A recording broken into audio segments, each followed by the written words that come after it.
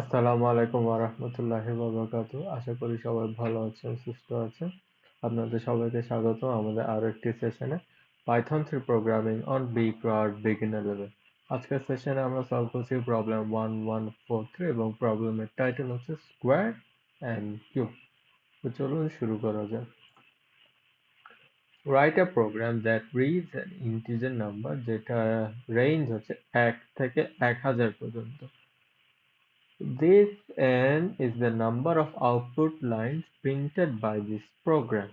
অর্থাৎ আমি যদি এখানে 5 দিই তাহলে 5টা লাইন ইনপুট প্রিন্ট হবে 1 2 3 4 5। তবে ছোট একটা টুইস্ট, সেটা হচ্ছে এখানে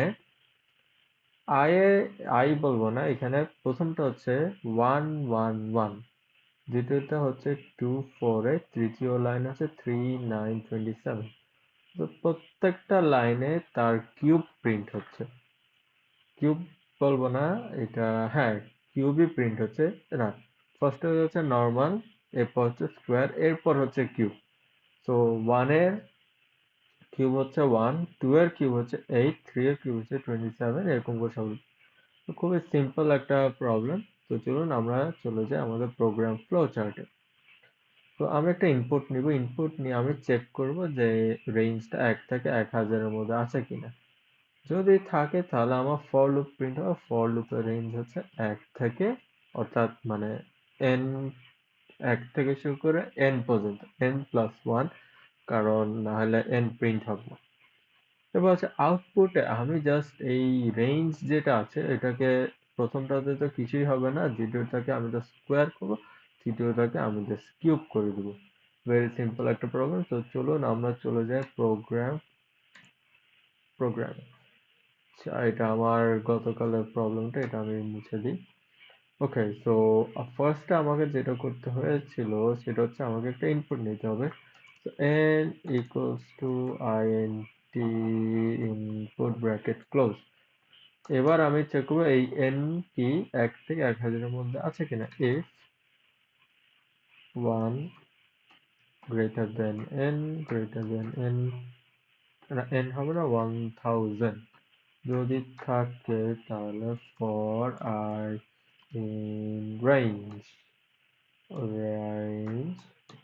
1 থেকে তাহলে n প্লাস 1 কমন হবে, সেই ইনভার্ট কোলন। এবার আমি যেটা করব, print f bracket f inverted comma, ফার্স্টে আমি প্রিন্ট করব i কে, এরপর আমার প্রিন্ট করতে হবে কাকে, i স্কোয়ার। সো আরেকটা second bracket i star star i square. Third আমাকে প্রিন্ট করতে হবে i কিউবকে, স্টার স্টার 3 6। আচ্ছা, এরপর হচ্ছে কি, না আমাকে আর কিছু করতে হবে না।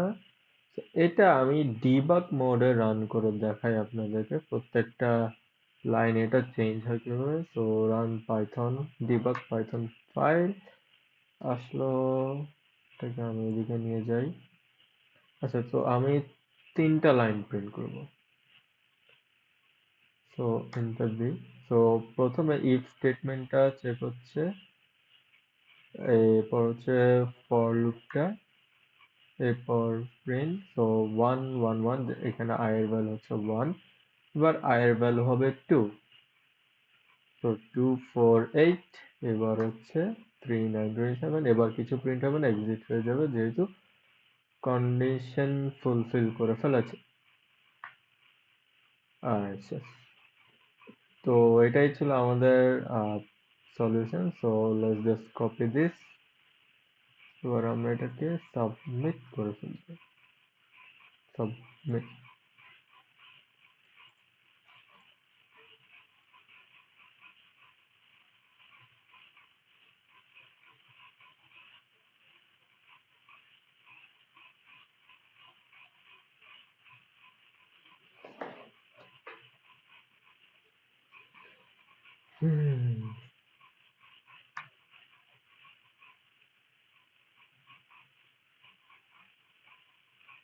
আমারটা এখনো কিউতে অ্যাকসেপ্ট। Bye bye. খুব সহজ একটা প্রবলেম ছিল, খুব মজার একটা প্রবলেম ছিল। সামনে যেই প্রবলেমগুলো আছে সেম কনসেপ্টে, তো আপনারা বাসায় অবশ্যই প্র্যাকটিস করবেন। তো আজকের জন্য এতটুকুই ছিল। ইনশাল্লাহ দেখা হচ্ছে আপনাদের সাথে আগামীকাল। সবাই ভালো থাকবেন, সুস্থ থাকবেন। আল্লাহ হাফেজ। আসসালামু আলাইকুম।